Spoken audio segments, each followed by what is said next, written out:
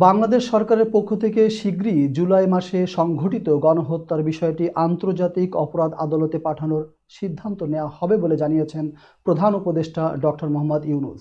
বৃহস্পতিবার রাষ্ট্রীয় অতিথি ভবন যমুনায় প্রধান উপদেষ্টা বাংলাদেশের আন্তর্জাতিক অপরাধ ট্রাইব্যুনাল প্রধানের প্রসিকিউটরের বিশেষ উপদেষ্টা টবি ক্যাডম্যানের সঙ্গে বৈঠক করেন। এ সময় ক্যাডম্যান বাংলাদেশ সরকারের কাছে জুলাই অগাস্টে সংঘটিত গণহত্যার বিষয়টি আইসিসিতে পাঠানোর জন্য আবেদন জানান। তিনি Bosnia, Kosovo, Rwanda, Yemen, Syria এবং ইউক্রেনে কাজ করা আন্তর্জাতিক অপরাধ আইন বিশেষজ্ঞ হিসেবে গণহত্যার বিচার চেয়েছেন।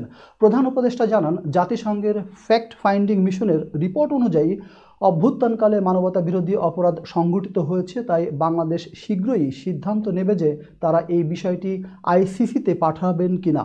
এছাড়া বৈঠকে সাক্ষী সুরক্ষা এবং অভিযুক্তদের বিচার নিশ্চিত করতে আন্তর্জাতিক সহযোগিতার প্রয়োজনীয়তা নিয়েও আলোচনা হয়।